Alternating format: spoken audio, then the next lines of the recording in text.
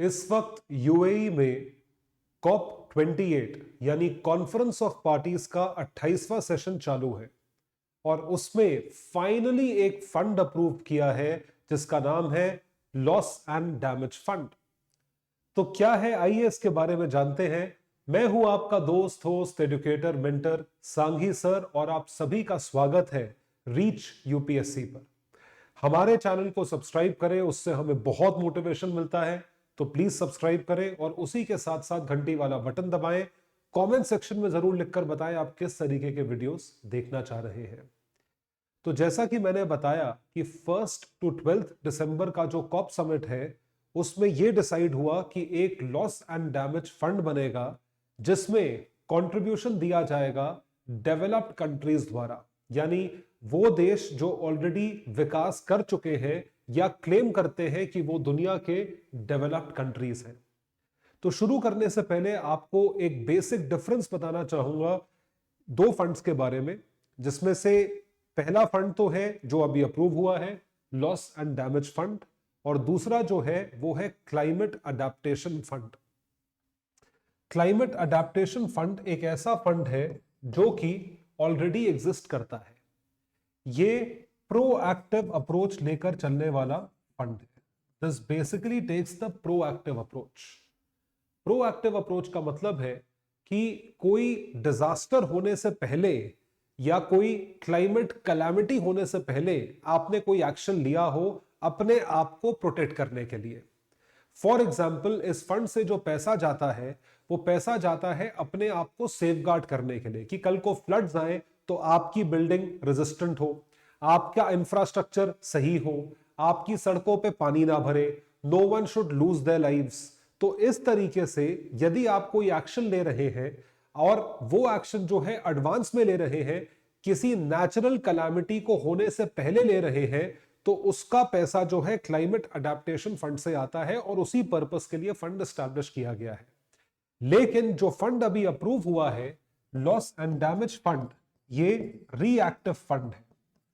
Reactive fund का मतलब है कि डैमेज हो गया, हाल ही में चेन्नई में फ्लड्स आए, गाड़ियां बह रही हैं, ऐसा लग रहा है वीडियो गेम चल रहा है, लोगों को नाव से निकाला जा रहा है और ये मेन शहर की बात हो रही है, पूरा का पूरा एयरपोर्ट एयर स्ट्रिप बंद है। वो तो डिजास्टर है। तो वो आप मिटिगेट कर सकते थे अपना ड्रेनेज सिस्टम सही करके। अगर वो चीज मिटिगेट होती ड्रेनेज सिस्टम सही करके तो वो होता क्लाइमेट अडेप्टेशन फंड द्वारा। लेकिन अब क्योंकि डैमेज हो गया है तो अब आपको लोगों को मेडिकल रिलीफ कैंप भेजना पड़ रहा है, उनको रिहैबिलिटेट करना पड़ रहा है, इंफ्रास्ट्रक्चर दोबारा बनाना पड़ रहा है, लोगों को उनका घर बार जो है उससे दोबारा एसोसिएट करना पड़ रहा है। तो वो किस तरह के फंड से पैसा आएगा? That will be from loss and damage fund. और ऐसा ही कुछ अप्रूव हुआ है उन देशों के लिए जिन देशों को क्लाइमेट चेंज की वजह से नुकसान हुआ है। तो यूएई में यह फंड जो है ये नेगोशिएट होने के बाद फाइनली अप्रूव हुआ। तो जो टर्म आप देख रहे हैं टाइटल में लिखी है दैट डेकेड्स ओल्ड स्ट्रगल, उसका क्या मतलब होता है? इस फंड का प्रस्ताव पहली बार रखा गया था सन 1992 में, 1992 में। 1992 का फंड जो है तब प्रपोज किया गया था और वो पास हुआ है अब 2023 में, क्योंकि 90s और 2000s में किसी का कोई फोकस नहीं था क्लाइमेट चेंज पे, किसी को पता ही नहीं था क्लाइमेट चेंज होता क्या है।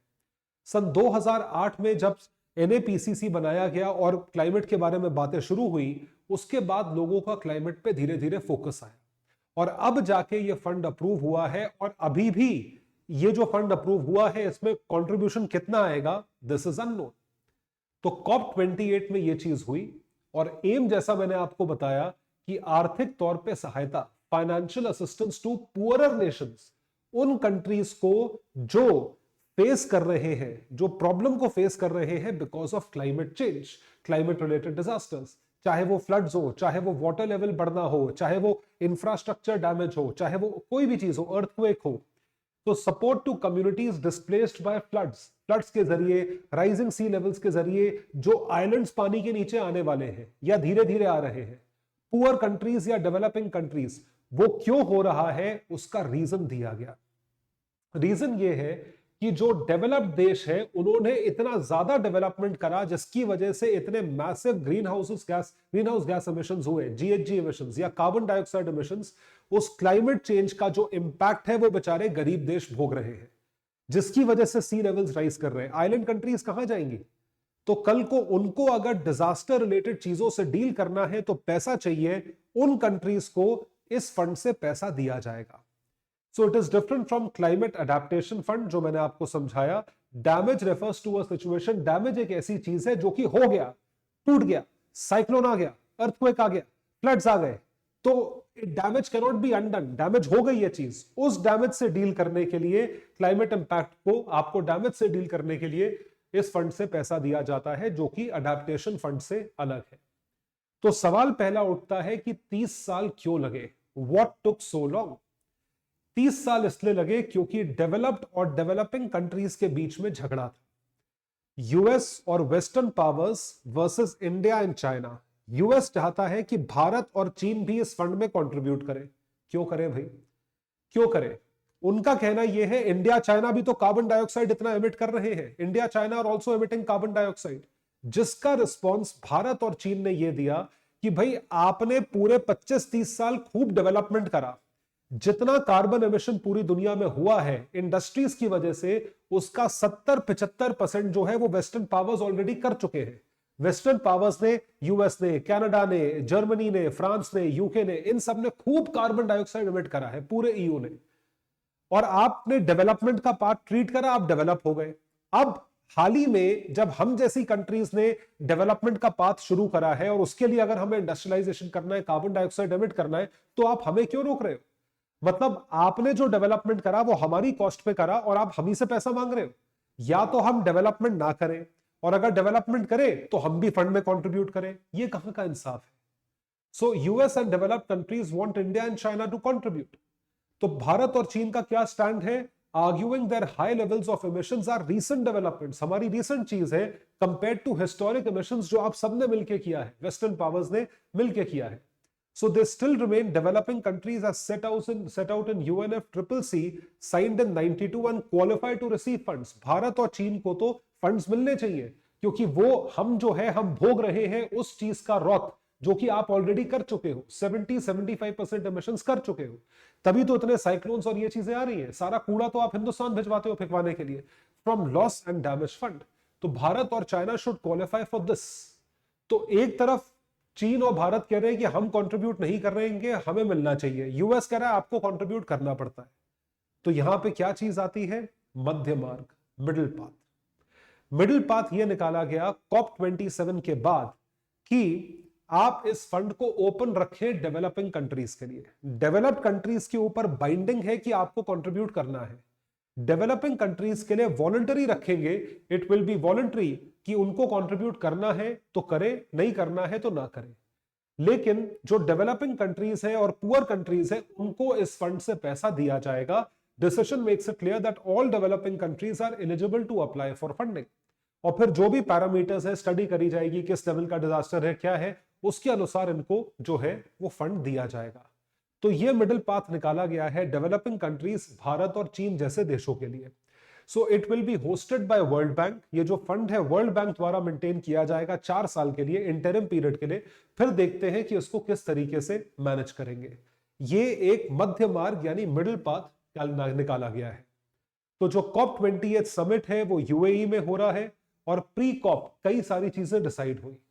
ये एक बहुत महत्वपूर्ण चीज है और इसके बारे में आपको बताते हैं कि कैसे एक रिस्पॉन्सिबल देश की तरह रिस्पॉन्सिबिलिटी लेते हुए यूएई ने एक्ट करा। क्योंकि यूएई में समिट हो रहा है तो यूएई ने अब उसूलों पे खड़ा होकर उसने बोला कि ऑल्दो हम छोटे हैं लेकिन फिर भी हम कोशिश करके कुछ कंट्रीब्यूशन इस फंड की तरफ करते हैं। अब आपको एक बात बताते हैं कि जब यह फंड प्रपोज हुआ था उस टाइम पे ये चीज थी कि 2025 तक $100 billion, B for Bombay, $100 billion per annum का कंट्रीब्यूशन डेवलप्ड कंट्रीज से इस फंड की तरफ आना चाहिए। आज तक एक पैसा नहीं आया है। क्लाइमेट चेंज मिटिगेशन फंड पे $100 बिलियन का कंट्रीब्यूशन आना चाहिए, एक पैसा नहीं दिया, ना यूएस ने, ना यूके ने, ना जर्मनी ने, ना फ्रांस ने। तो इस फंड को बनाया गया। फिर वही बात हुई कि क्या डेवलप्ड कंट्रीज पैसा देंगी? तो इस पर्टिकुलर चीज पे बहुत ज्यादा डिबेट हुई। इस डिबेट के चलते यह देखा गया कि अगर डेवलपिंग कंट्रीज का कंट्रीब्यूशन वॉलंटरी है, उसमें यूएई ने बड़ा दिल दिखाकर इस फंड की तरफ $100 मिलियन कंट्रीब्यूट करे। ये मैसेज पहुंचाने के लिए कि देखो डेवलपिंग कंट्री होते हुए भी हम $100 मिलियन दे रहे हैं। तो इतना ही पैसा यूएस ने दिया था, $100 मिलियन, और उतना ही यूएई ने दे दिया। यूएई इतना सा देश, यूएस सबसे बड़ी economy. So India and China have emerged as major economies after 92. UAE contributed $100 million and set an example for developing countries कि भैया देने को दे सकते हैं। ये एक मतलब एक बेइज्जती है, एक हंसी उड़ाने वाली बात है। डेवलप कंट्रीज को यूएस ने 100 मिलियन दिया, 100 मिलियन इन्होंने दे दिया, और डेवलपिंग कंट्रीज के लिए एक पॉजिटिव मैसेज है। तो अब यूएस क्या कहता है? What does US state? US ये स्टेट करता है कि आज की डेट में भारत, चीन और अमेरिका, ये तीन कार्बन डाइऑक्साइड के टॉप एमिटर्स हैं। चाइना जो है वो 2006 से सबसे ज्यादा कार्बन डाइऑक्साइड एमिट कर रहा है। तो चाइना को या तो कंट्रीब्यूट करना चाहिए या कार्बन डाइऑक्साइड के एमिशंस रोकने चाहिए। ये चीज भारत पे भी लागू होती है according to US, largest CO2 emitter, and India remains third largest GHG emitter. तो ये बोला गया कि भाई दो गलत, two wrongs do they do a right, कि यूएस और यूके ने सबने खूब कंट्रीब्यूट करा तो अब इंडिया चाइना भी करेंगे। ये हो गया ना। कॉन्सिक्वेंटली गलत क्या हो रहा है कि आप एनवायरमेंट को डैमेज कर रहे हो, सीधी बात है। तो अब सवाल क्या उठता है? सवाल ये उठता है कि भारत और चीन, India and China, India China का यह कहना है कि रिस्पॉन्सिबिलिटी हमारी है। बिल्कुल सही बात है, हमारी भी रिस्पॉन्सिबिलिटी बनती है कार्बन डाइऑक्साइड को कम एमिट करने की तरफ। सो it is a common goal of all of us, सारे देशों का मिला के कॉमन गोल है। बट हमारी रिस्पॉन्सिबिलिटीज डिफरेंशिएटेड है। हमारी रिस्पॉन्सिबिलिटीज डेवलपमेंट की तरफ भी चलती हैं। हमें डेवलप भी करना है, हमें एम्प्लॉयमेंट भी क्रिएट करना है, हमें भी ग्रो करना है, जो चीज आप ऑलरेडी कर चुके हो। Something that you have already done. America is already, we are still doing that. So we have a responsibility, but our responsibility and your responsibility is different. Goal is common, responsibility is different. इसको कहा जाता है CBDR. So essentially means all countries have responsibility to cut the emissions, but their share depends on their development needs. तो भारत और चीन की development needs बहुत अलग है, जिस वजह से वेस्टर्न कंट्रीज और ईस्टर्न कंट्रीज के बीच में एक भरोसे का डेफिसिट है, यानी कि ट्रस्ट डेफिसिट है between India, China and developed countries is coming from the fact that west is asking for the contribution to the fund despite failing their own commitment. खुद अगर आपको $100 बिलियन कंट्रीब्यूट करना है, तो एक तरफ आप भी तो मैसेज सेट करो कि हमने कंट्रीब्यूट कर दिया, अब बाकी करें। अब इंडिया ये बोलेगा भाई तुमसे जितना मांगा था, तुम तो डेवलप्ड हो, बहुत पैसे वाले हो, तुमने नहीं करा तो तुम हमसे कैसे एक्सपेक्ट कर सकते हो कि हम करें। ये ट्रस्ट डेफिसिट है। और दूसरी बात, ये सिर्फ मॉरल साइंस का लेक्चर हमें ना पढ़ाएं, आप जो है आप खुद कुछ करके दिखाएं। The principles of the convention make a case for evolving responsibilities, however it is not simple for China and India to pay in the fund without the developed world having lived up to its previous promise. Developed world अपने promise पे खरी उतरे, उसके बाद ही हम जो है हम आगे बढ़ेंगे। तो ये जो है एनालिसिस है COP28 के, आप समझ लीजिए नए फंड की, जिसका नाम है लॉस एंड डैमेज फंड, जिसके ऊपर सियासत यानी पॉलिटिक्स चल रही है। एक छोटी सी अटैच न्यूज है इसके साथ, इसी समिट में यूएई ने एक और फंड प्रपोज करा है जिसका नाम है अल्टेरा फंड। अल्टेरा फंड भी क्लाइमेट चेंज की तरफ ही फोकस करता है कुछ स्पेसिफिक वर्टिकल्स में, जैसे energy transition. Energy transition effectively हो कि हम नॉन रिन्यूएबल से रिन्यूएबल की तरफ जाएं।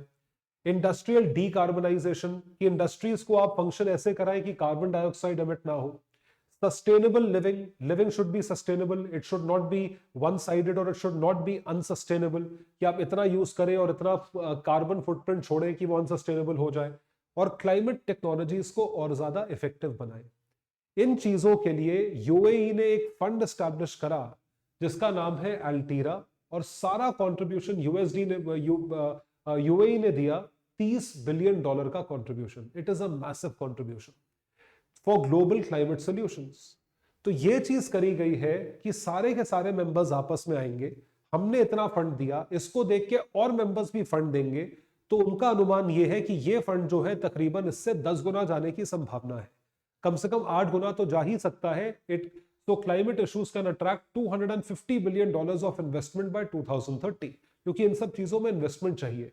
तो अगर इलेक्ट्रिक व्हीकल पे काम हो रहा है तो इन्वेस्टमेंट यहां पे लग सकता है जहां पूरी दुनिया में इलेक्ट्रिक व्हीकल की टेक्नोलॉजी पहुंचाई जा सकती है। तो आप ईवी की तरफ काम करें, ठीक है, आप यूज ऑफ हाइड्रोजन की तरफ काम करें, आप लेस पोल्यूटेंट्स की तरफ काम करें, लेस पोल्यूटिंग एजेंट्स की तरफ काम करें। So it will be an investment from a fund like this, जो कि इन सारे ऑब्जेक्टिव्स की तरफ काम करेगा।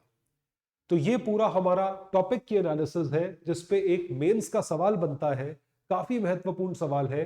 Despite goals set by Paris summit 2016 में 17 में हुआ था, और इसके तहत डोनाल्ड ट्रंप ने कह दिया था कि क्लाइमेट चेंज कुछ होता ही नहीं है।